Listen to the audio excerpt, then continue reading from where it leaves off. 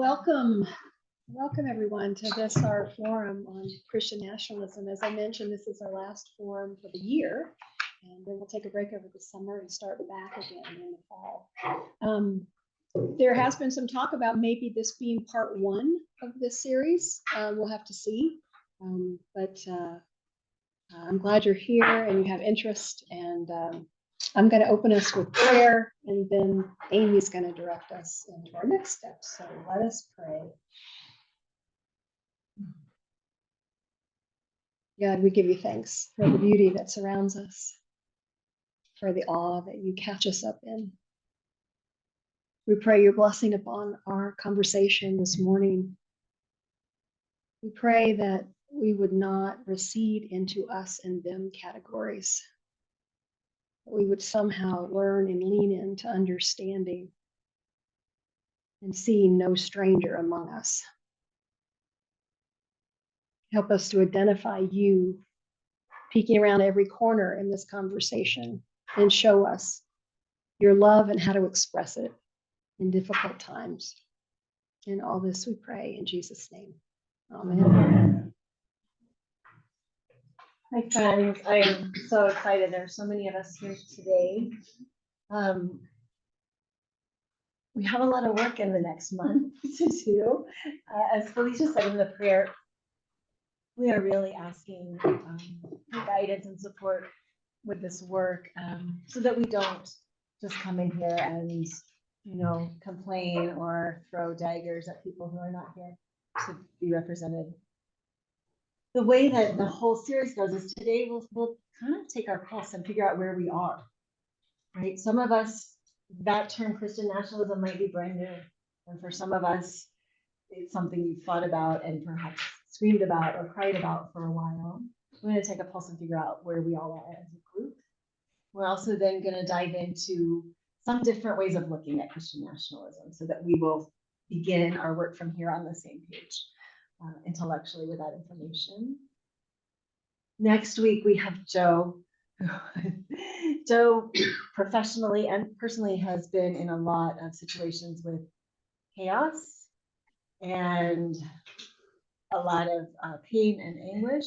She is going to share a few stories with us, which the few she's shared with me have made me hopeful. We can listen to other people who are radically different from us, even when there's anger and fear. She's going to inspire us and help us to learn how to do that, because it's absolutely essential in this work. And the following Sunday is May 19th, and Florian and Elaine are going to give us a history of where Christian nationalism has occurred before in somewhere that they're really familiar with. They're going to talk about Germany and that history. And I think that will be really important for us to see the dangers that can come, but also some work that was attempted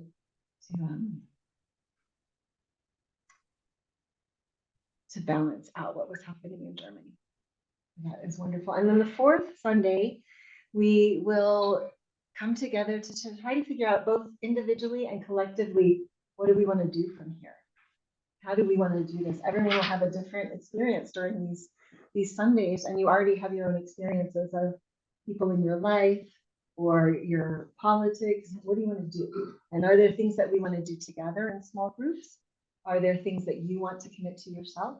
That's how we will end. And then, as Felicia said, we might come back in the autumn and see how's everybody doing with this, right? How did this arise over the summer months when we've been apart from one another in formation?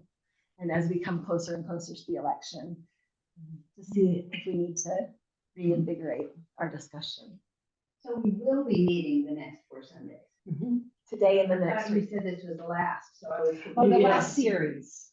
Sorry, I wasn't Okay. clear with Okay. that. Yeah, The last series. Through May. Right? Yeah. So we are going to start with a little practice and discussion. I'm going to stand so you can all hear me because I'll walk you through it. I'd like for you to get into tryouts. So groups of 3 might not have exactly the right numbers, but just turn to each other. So you make kind of a triangle or a. All right.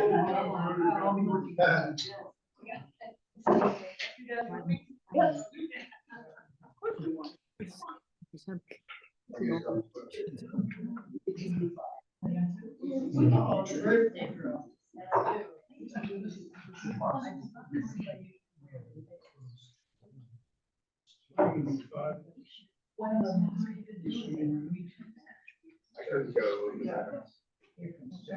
comes she. All right. Here comes Joe. That's in the condos at the Commerce Bank in this signature.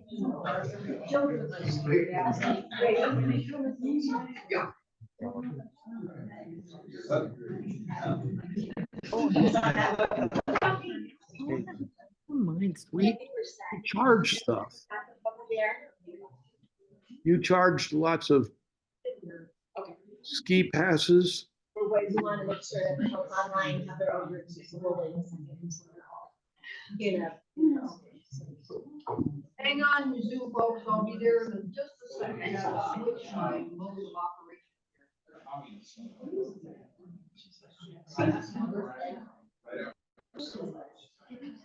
Okay. You're gonna tell us what to talk about? Yeah, I'm gonna walk you through everything. Okay, so can all you Zoom folks hear me now? You who? Okay, good. So we are the three right now who are going to chat about this. So what do you know about Christian nationalism? What is it that you've heard? What do you understand about it? And how do you feel about it?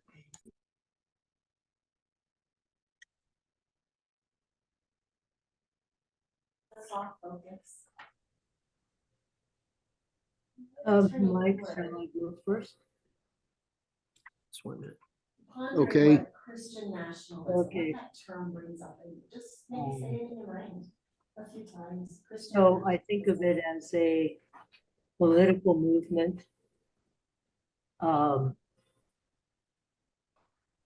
Noticing.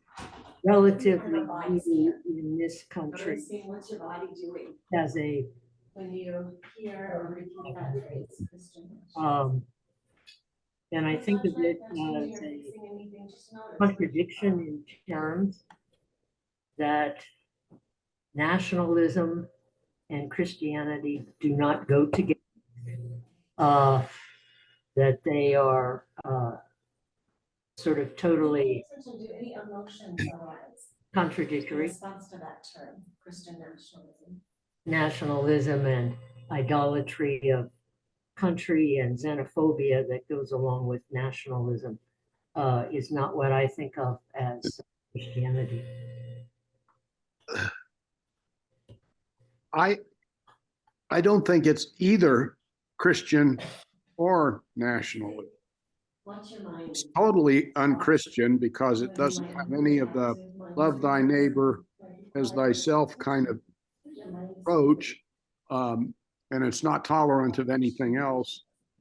And it's not nationalism because as far as I'm concerned, nationalism is a coming together, a melding of all of the different cultures and political, economic, social, cultural experiences of all of us who migrated here. So this is what we're gonna do. Whether or not it's in 1635 as my ancestors did or last month. B's and C's while A's are talking, absolutely just listening. This is not a dialogue, this is just to witness one another. So once I say that A's are finished talking, the response is only thank you to your partners. So we're not getting into discussion at all, this is your chance to share. 1 minute, maybe 1 minute, let's see, really briefly. Okay, so A's, you know who you are? All right, you can do that. Okay, so for you, it's not nationalism and it's not really Christian either, it sounds like. Is that what I heard? And for you, Charlotte, it's, say again what you. That nationalism, as I've understood the term, I know what Mike means. But otherwise, nationalism is totally contradictory to what I understand Christianity to be. Nationalism as love of country and xenophobia, and my country above all, that sort of nationalism. How about you, Laurie? So for me, I find the terms, first of all, to be very scary when put together like that. That nationalism makes me think, like we mentioned earlier a little bit, about Germany and the kind of attitudes that Hitler and his folks were putting forth, and that the idea of being one thing exclusive of other things and then having to fight to keep your country like that is sort of what I get from that. Thank you. And we'll turn to the beats, so beats can do that. And Christianity, of course, is for me the love and welcome of all people, regardless of creed and race and sexual proclivity and all that. So putting the two together scares me to death. How do you each feel about Christian nationalism?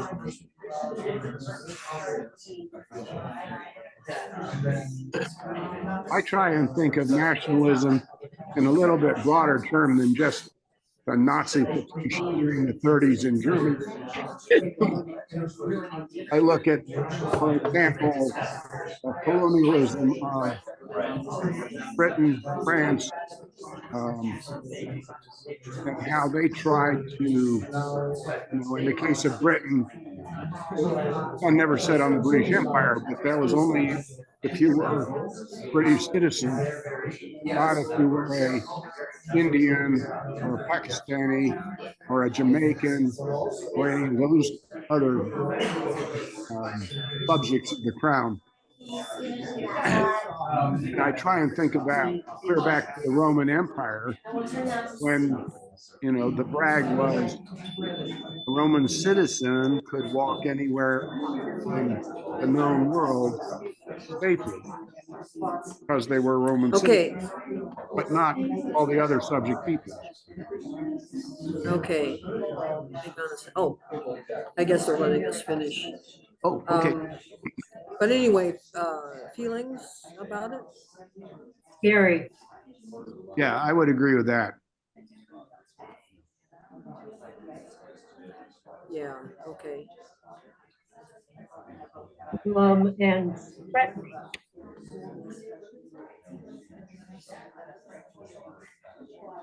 Threatening of what, Charlotte? What do you think?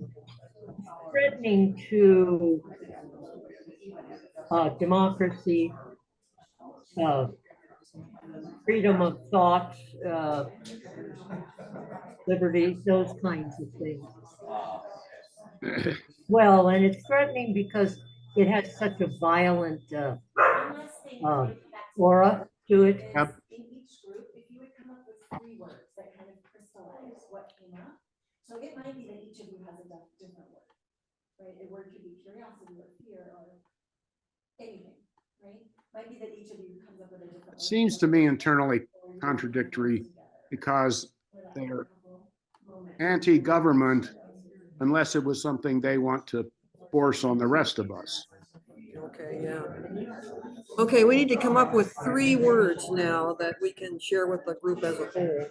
So far, what I've heard from you, and tell me what you think, is scary, threatening, and contradictory.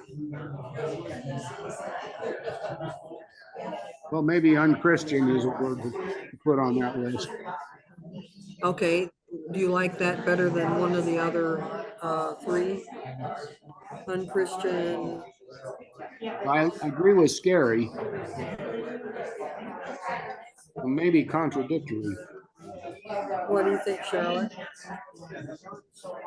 That's okay.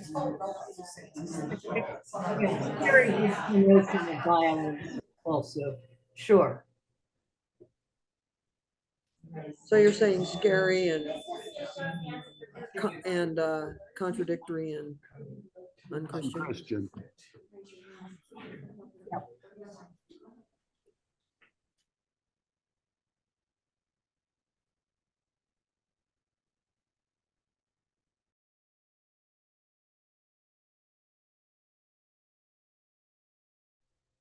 We've lost the sound, Lori. Can hear Charlotte. You guys can hear each other. Can't hear. Well, everybody else is looking at us.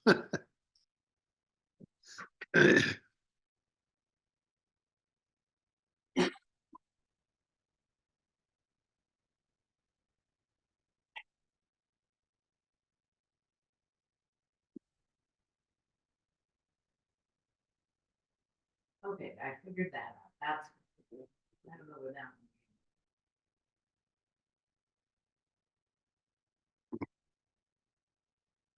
This was on the 19th. Oh, the icon. Maybe.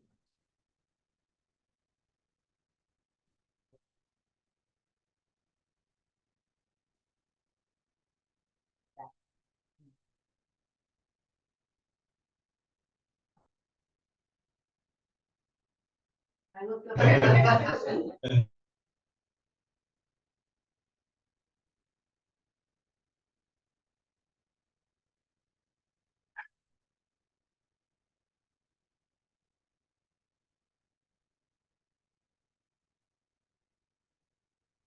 Everybody is looking at Lori.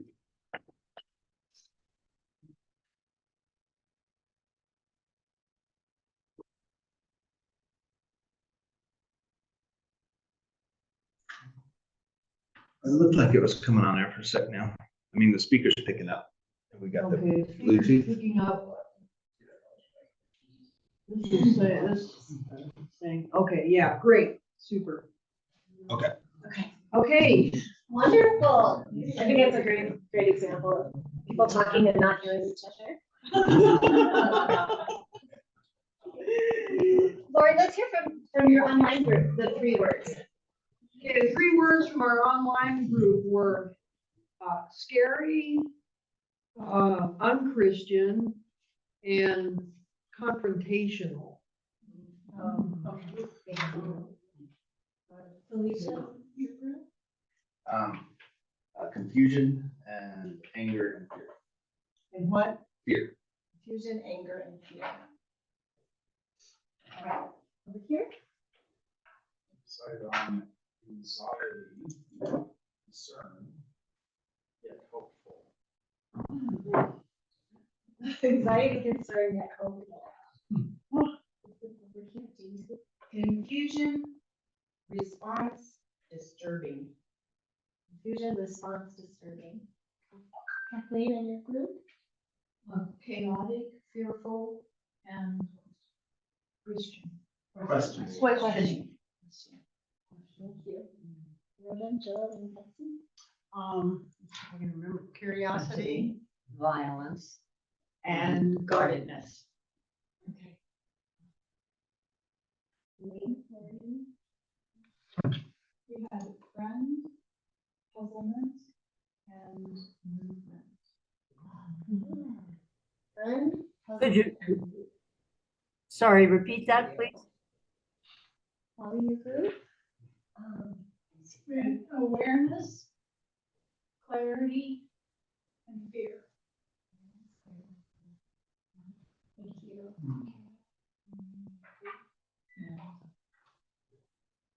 Chaos, learning, and fear.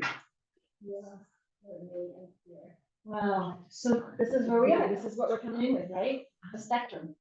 That's a lot. Joe, have you taken all these notes? What was that on? Should we start it? Oh, You ready? Yeah. So now we're going to just talk a little bit about what Christian nationalism actually is. There is an organization called Christians Against Christian Nationalism, and they have a 1-page sheet that gives a concise summary, although we felt like it wasn't, we didn't like the Christians against, that approach. So we do have that one sheet of paper to pass out to you, as well as an article from Christianity Today, which gives a little bit more nuanced understanding. But we're going to start with a video from the organization Christians Against Christian Nationalism. It's a brief video where the president of that organization talks about what it is. So we'll start with that.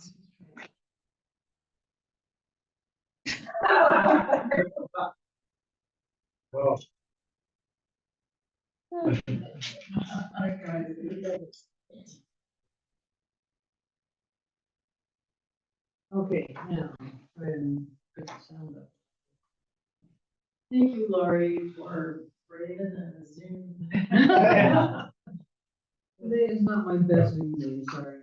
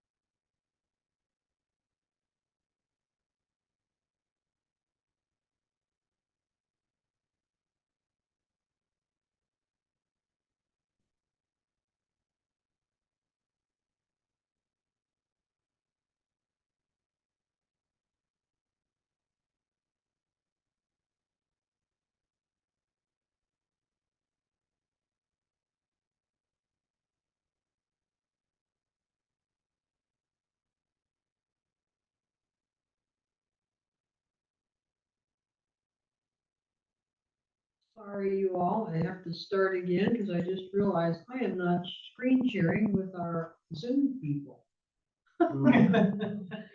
Sorry, let's try this again. Is there a way to make it any louder? I'm hoping so, but, Is this on YouTube or can we find this? yes, you can find it. Okay, her name again, guys, is what? Amanda something. Hi, I'm Amanda Tyler, Executive Director of BJC and co-host of the Respecting Religion podcast. The term Christian nationalism is getting a lot of attention these days, but there's often confusion about what that term means. I even hear people conflate Christian nationalism with Christianity. As a Christian myself, I can't stand when I hear my religious tradition equated with a harmful political ideology. So let's set the record straight. Christianity is a religion, one that is practiced by more than 2 billion people around the world, including many millions of Americans. Followers of Christ are diverse. We are spread across the planet, and we have different denominations, practices, theologies, and political views. So then, what is Christian nationalism? It's a political ideology and cultural framework that merges American and Christian identities.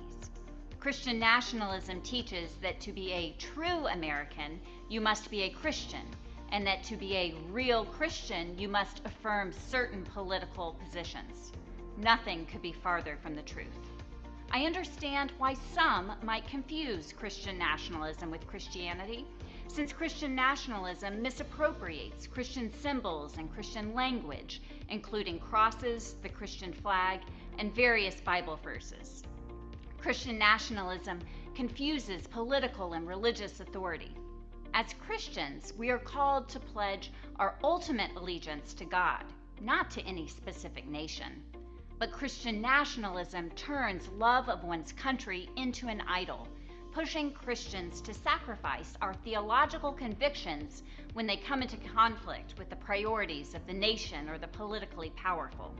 As Christians, we are called to resist all idols and to love our neighbors as ourselves.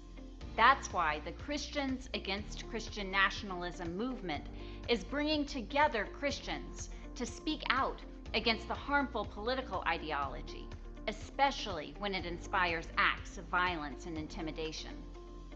I'm in this fight against Christian nationalism because I know that faith freedom must be for people of all faiths and the non-religious, or it isn't faith freedom. As a Christian, I don't want Christian nationalism to be the only public witness of my faith. Christians have a responsibility to offer an alternative witness in the public square, in partnership with people of all faiths and the non-religious. I hope you'll join me in this effort. To learn more about this topic, subscribe to the Respecting Religion podcast, follow BJC on social media, and sign up for our newsletter. You can also join the Christians Against Christian Nationalism movement at christiansagainstchristiannationalism.org.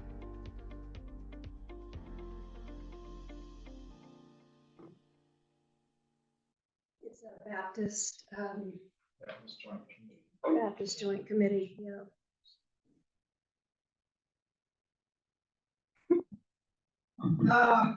Again.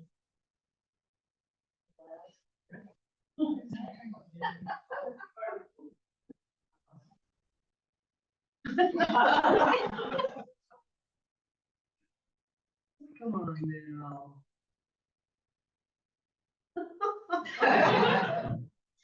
Well, there you have it, harder and harder to see. Yeah.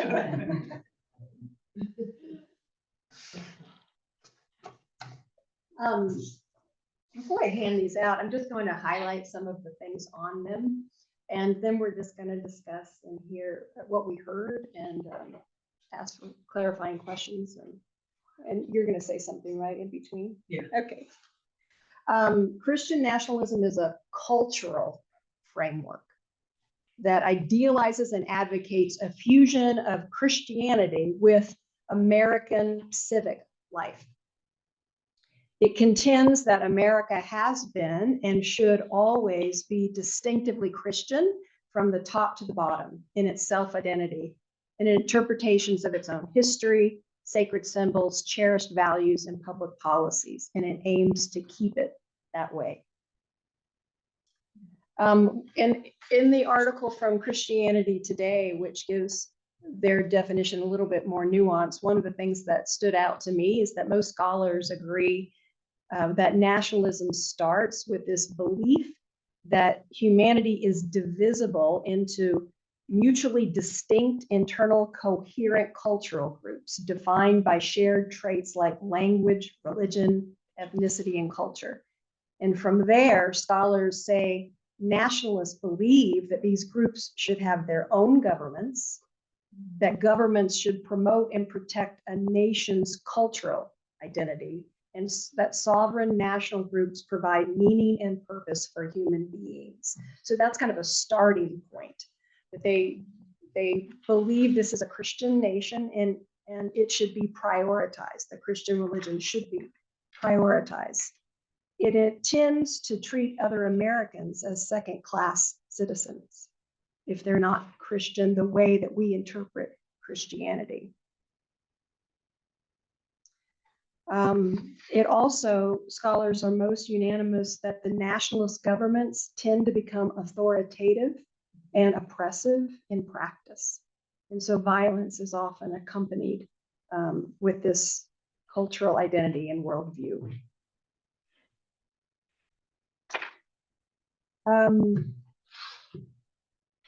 So between the two ways of looking at this, the Christians against Christian nationalism and the Christianity Today article, what I noticed is that what is Christian nationalism from the people against does tend to kind of heighten the against, the sort of antagonist variety of things. That's why I found that the Christian nationalism talk in Christianity Today article is a lot more balanced and nuanced. Christianity Today is way more conservative than I am, but they still, I think, do a really good job of finding this middle sort of way of talking about it. So for me, what stood out is the difference between nationalism and patriotism, and the difference between Christian nationalism and Christianity in the way that we might define it, which is more based in the love of all people, all humans. So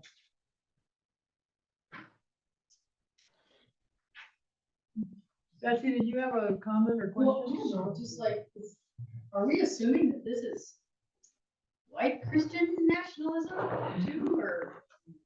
Yes. Okay. I think so. Because Black Christian nationalism is very different. It's not as militant, as against, et cetera. Christian.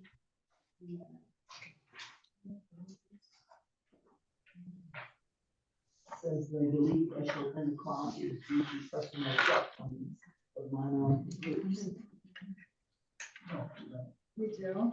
We've got one or two pages, I think, on the love in 1 year, I guess. Does everybody have access?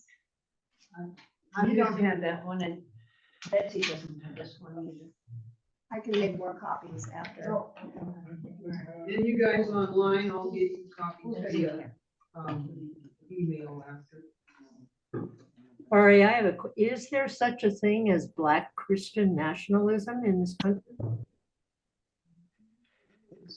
I wasn't aware of it. Oh, okay. I wouldn't think so. Yeah, I think kind of core belief in both situations is that America always has been a Christian nation, and we need to keep it a Christian nation. And so Christian values take precedence over other people's values. So for instance, things like prayer in school, if it's Christian prayer, is encouraged, and things like that. So that's for all Christian nationalist groups. White Christian nationalism adds the kind of racial issues as well. Right, Felicia, is that?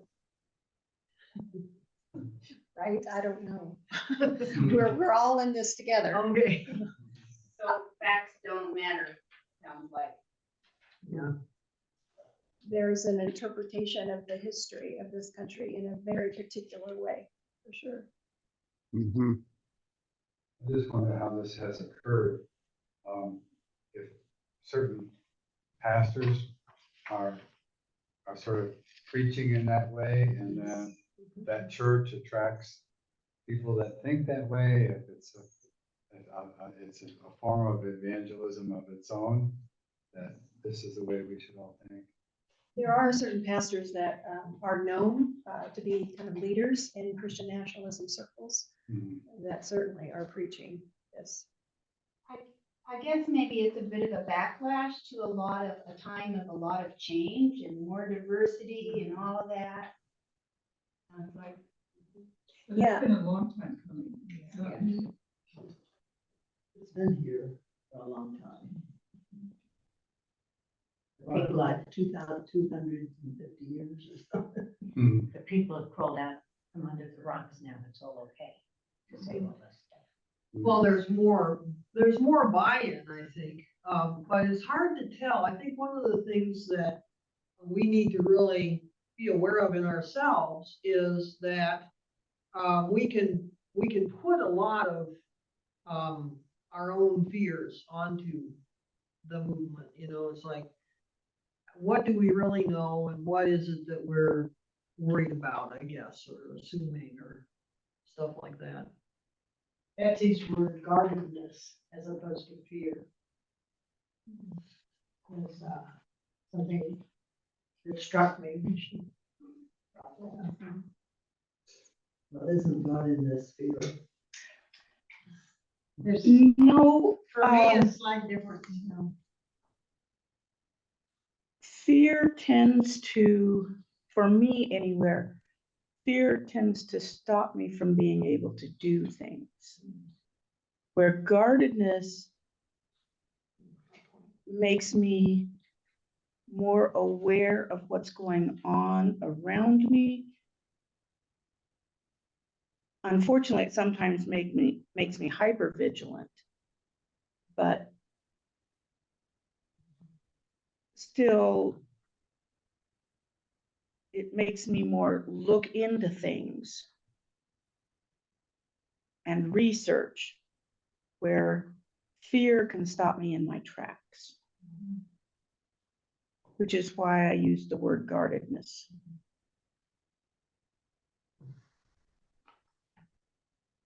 Does that make more sense to you, Nancy? You know, I would say just be more observant of alternatives. I mean, just be more aware of your rapid surroundings, which we also do all the time when we're. No, because the guardedness is, observant for me is more direct to what's close to me. Guardedness is a larger perspective. So I need to be more aware of what's going on in the bigger picture. So I need to look at what's going on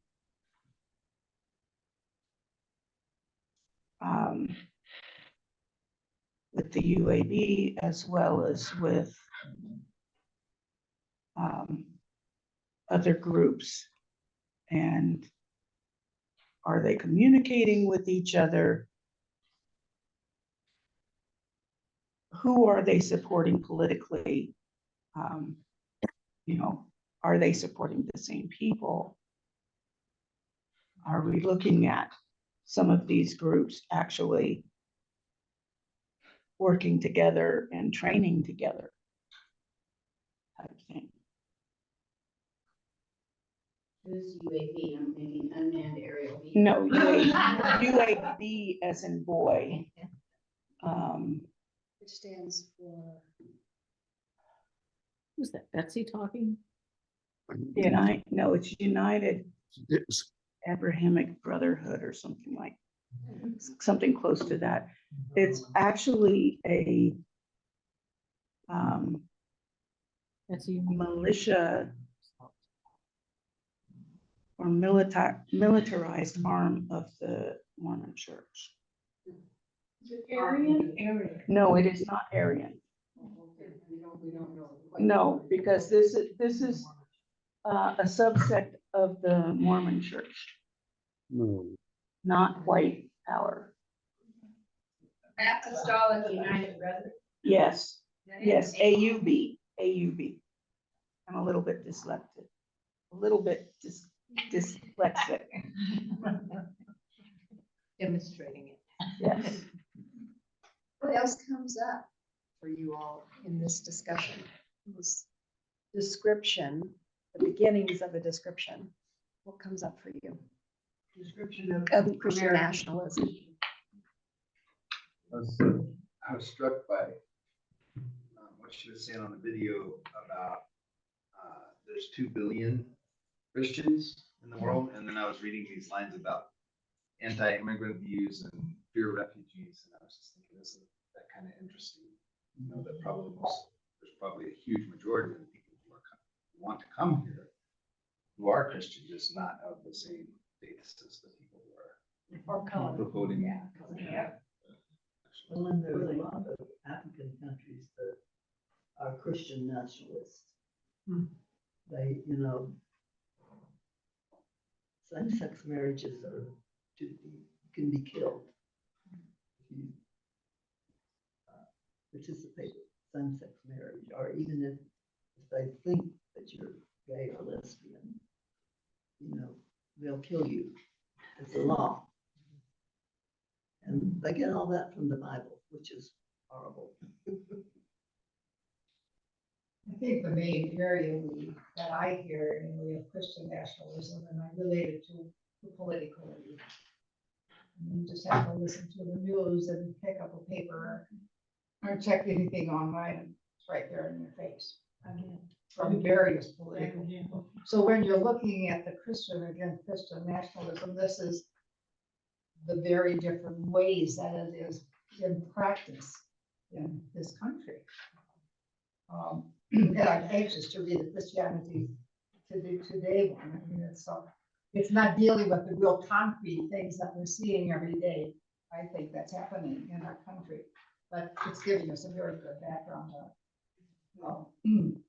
I have been interested in this topic, as Felicia knows, for some time. And there's another website I belong to. I got several of them, I guess, on this, without being obsessive about it, because you can be. You know, I could be as obsessive as a Christian as those Christian nationalists, and you have to guard against that too.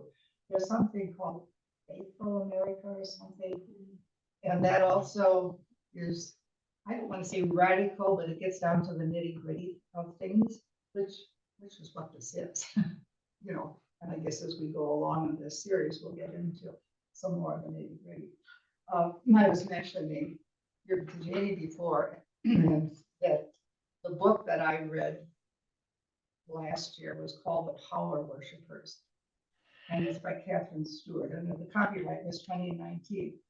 And I was a part of a Zoom gathering led by a friend of mine at our Savior Lutheran Church. They did it as a group, first on Zoom, and even the author was able to be a part of one of our Zoom sessions. And then they did it as a series at their church, like we are doing too, to discuss it further. And that book was a real eye-opener. It's extremely disturbing. What was The Power Worshippers by Catherine Stewart. Yeah. And it goes back, well, 2019, and then she had done some research, so you know that the political arena was at that time, which is not too much different from today. If anything, it's worse today. Yeah, right, that same time. So you might find that interesting.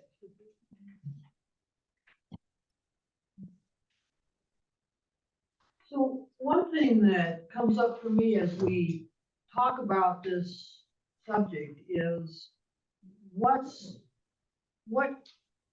is our entryway into dialogue with Christian nationalists, with the movement, with individuals, and so on. For me, some of the things that are happening are really reminiscent of the struggle that we had in the Episcopal Church for the acceptance of same-sex people and invitation to same-sex priests and access to all rights by people who were gay. It was a really long battle. There was a kind of imperviousness to reason that happened in the folks that were anti-gay.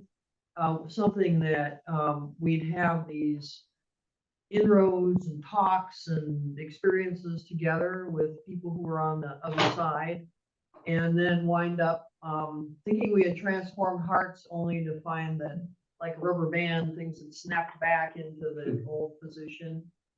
So it was a really long and difficult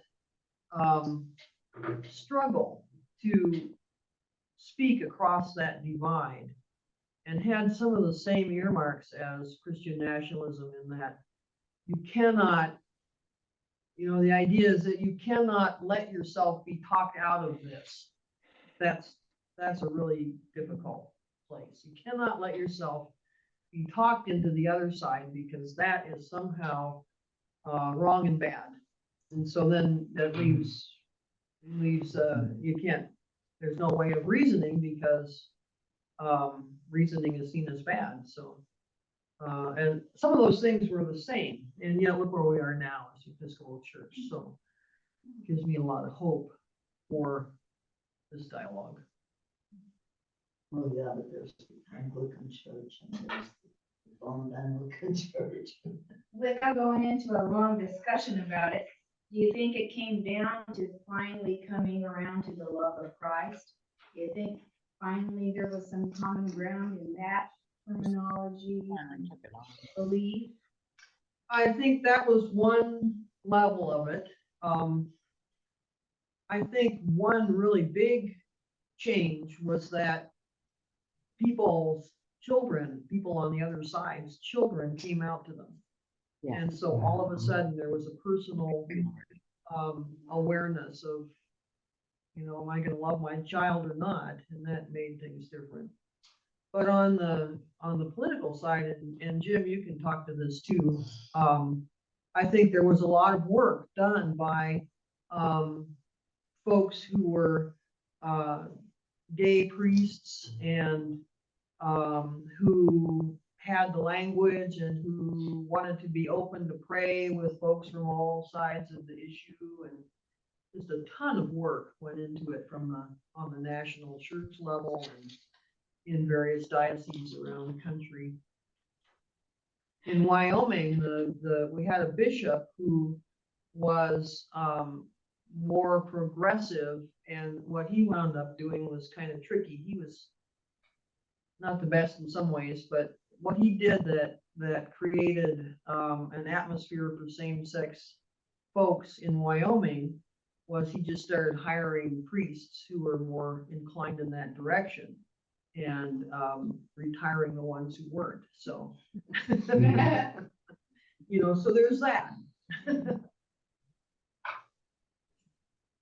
I've been really thankful for this group that has helped plan this series because, my words that come out are anger and fear, and that they've taken Christianity hostage in using methods of violence and intimidation to promote something that is what I see is anti-Christian.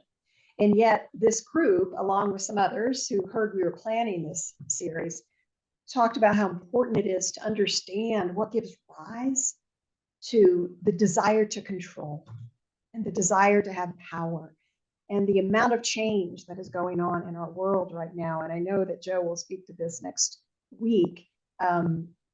It helps understand what has given rise to this. It doesn't make it less dangerous, but it helps me in knowing how to form a response, which is different than a response out of fear and anger. So I've been thankful for the input. The term, Mike and I have been talking about this at home, and since it was announced, and the white supremacy is what came because growing up in South Texas, we witnessed that a lot, and the methodologies and the information that was out and all kinds of things that went on.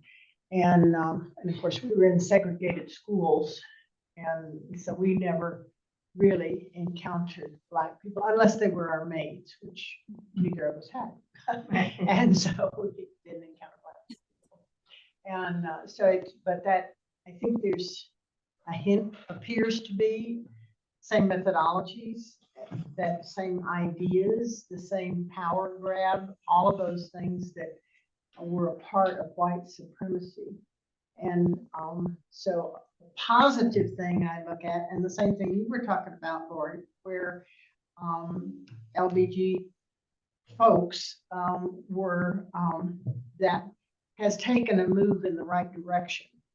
Not that we're there, not that it's generalized, but I think that, and the same thing has happened with white supremacy.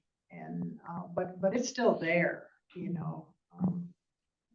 people I know from my childhood say, all you see on TV now is Black people, and so they're still there, but moving beyond it and looking at my granddaughter's generation is hopeful to me. You're go on, jump. That was on TV. Oh, was it? Who's speaking there? Charlotte? Jody? Mike, Jody, were you talking? Apparently not. Betsy, Well, I don't know, it's like, the question is how do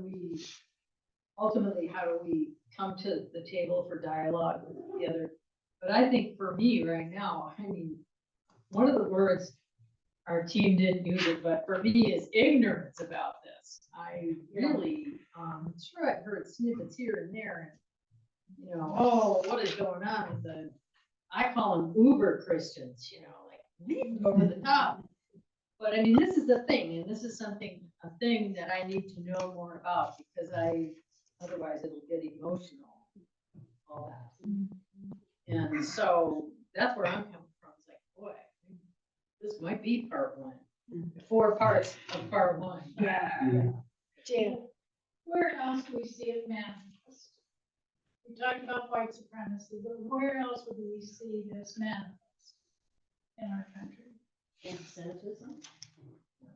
School boards. Where how does school board manifest? And controlling what's going on in schools and wanting to get more religiosity into the schools. Well, and more control in that we've diverted public school funds to, private schools, basically. And that's, I mean, we're closing 4 schools right here in Fort Collins because we don't have the students. Do we have people? We have more people and less students. There's lots of reasons, but, funding for public schools, when private schools take away the students who have parents who are at home and help and blah, blah, blah. And so the public schools are left with children who have more difficulties, less resources, and all kinds of things, making public school teaching less desirable. And so it's, well, that's my soapbox. Elaine, you gonna say something? Yeah, well, maybe I should share, because I had maybe a slightly different response. Like, I grew up in rural Ohio, so, and even I noticed that people I played for in hospice care and their families, like, I just spent a lot of time with people who might be lumped in Christian nationalism in this conversation we're having right now. So for me, when I read the Christians Against Christian Nationalism, I felt some resistance, thinking like, well, I wouldn't want to put this person in there, or don't just lump her in there because she adopted a male black child. And so I think, I don't know, I just wanted to share that. Like, I completely agree that there's some kind of poison there that we need to really be against. But for me, it's hard to, I just don't want to create too big of an umbrella and put a lot of people under there that I actually really care about. So. Yeah. Speaking in absolutes, like, Yeah. all school boards are, or all anything. Well, and Can't also, speak like, in some of the, like, I know, I'm quite sure there are people who fit all of these bullet points, but I'm quite sure there are a lot of people who might have patriotic beliefs that, you know, might not be as problematic. I don't know. I feel like there's a big spectrum. But it's the ideology, I think, rather than the people who hold those views. It's the ideology of that allows these things to happen and get more violent, control them. Also, I feel to me like the rise of Islamophobia was another sort of fear, you know, post 9/11, it's like, oh, we gotta protect ourselves against them.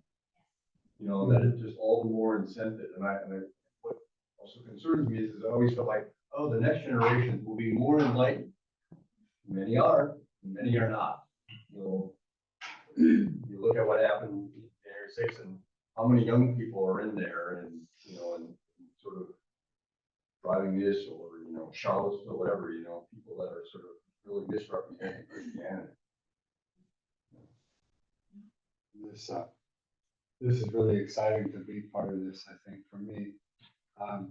Jamie and I have been activists really our whole marriage, and we stood on the streets with signs and anti-war and you know, anti-border wall and for First Nation people and all, you know, we're kind of that idea that the church is a church. They really, you know, we notice right away if there happens to be where the American flag is in a church when we walk in the door.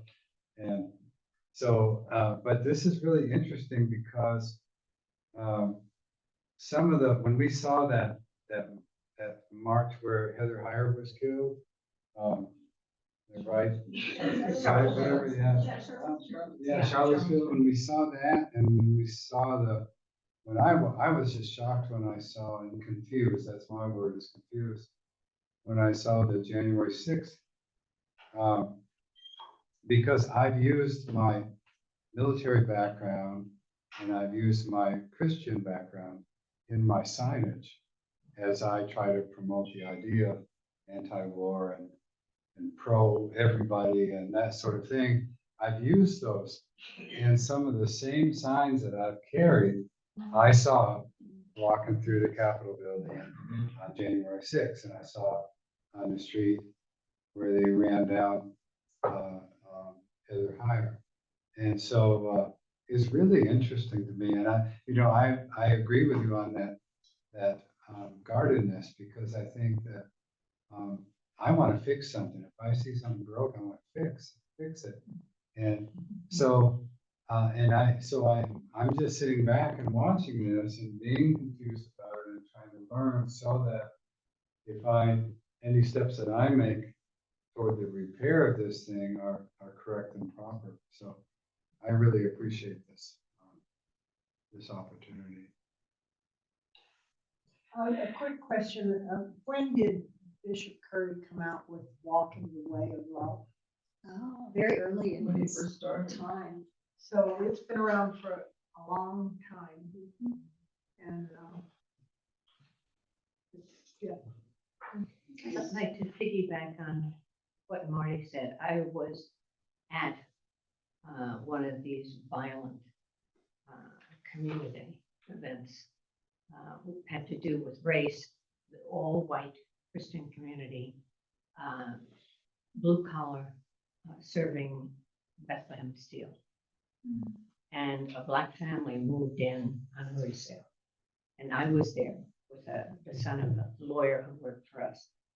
And the violence that emerged, like January 6th or any Charlottesville, and the ugliness, and what I still remember is the language of these little children that obviously they learned from their parents and kept repeating. And there were, flaming crosses on the lawn, and it was very dangerous, frightening, and very informative, I would add. And then it was so bad the police made it illegal for more than 2 people together after dark.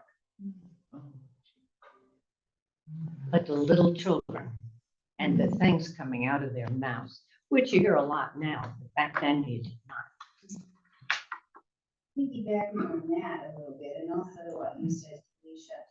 I think some of this, there's an element of fear of losing our privilege, and maybe we don't even see it like that, but some people have a status in our society, and whether they know it or not, they're afraid of losing that, and they think it's a zero-sum game. And there's going to be individual events that happen. There are hateful people on both sides, and things will happen. But I think we need to move together in things like this and other actions and stuff of holding the vision of equality for all of us. We don't want to lose all our power. We want to have everybody have equal say. And that makes us lose the binary of us versus them. To get there, I think that's the way we have to go about it. When people don't accept that other people even exist, that's hard for me. I don't even want to go there. That's somebody else's gift, but we maybe have to. Well, I think part of the draw with us is just so much easier to just, I don't want to deal with people, Black people on TV all the time, or this or that. I want what I'm used to, and I mean, not me. But I just think that, and chaos upon chaos upon chaos, and internet and this and that, I just think people are, I just can't take it. I just want if everything would just be white in our neighborhood again, or Christian, or all that. I mean, there's a lot of fear on their, I'm gonna go us them, but I think there's a lot of fear on the behalf of the nationalists too, which is what's driving. Fear is a big driver. Well, as you can see, I mean, this is not an easy topic that we're going to solve or define or say what our response should be. And so I'm so appreciative of our conversation this morning, because we were all kind of on guard to make sure we didn't launch into those people. And we haven't. I haven't heard that today. I certainly will admit my own temptation to do that, but I know that that's not helpful in the end. That's not helpful. So as Amy laid out the next 3 weeks, and Joe will be leading us next week and talking about chaos and how we can hear and listen to one another. So I invite you to return and be as present as you were today, and we'll continue in this conversation. So thank you for being here today. Oh, I'm so sorry. Nathan has a practice for us anyway. All right.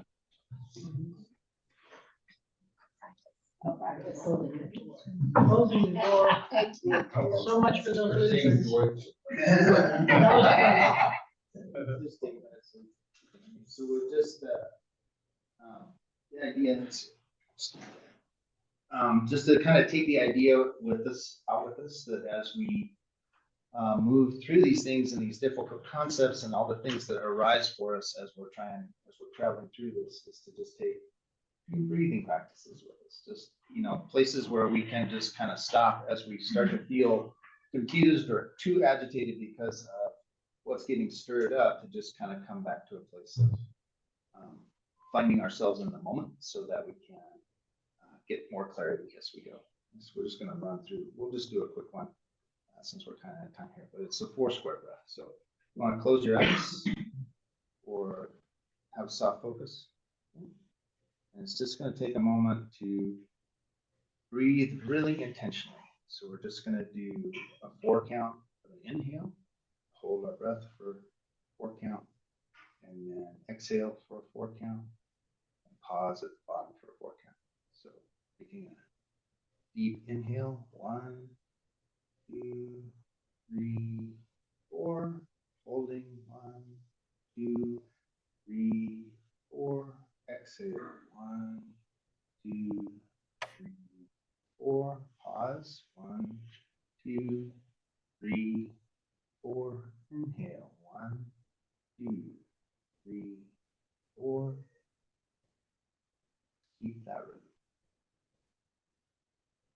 Pausing at the top, pausing at the bottom, making everything even.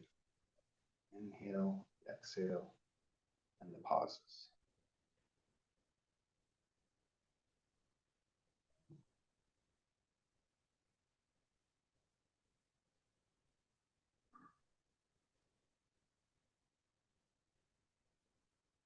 Just intending and noticing that pause at the top and the bottom creates space in your thoughts and your feelings.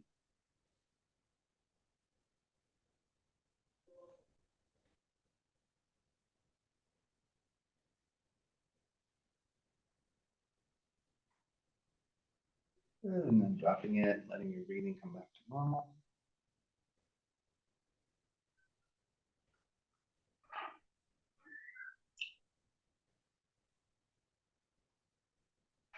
Thank you. Thank you. Thank you.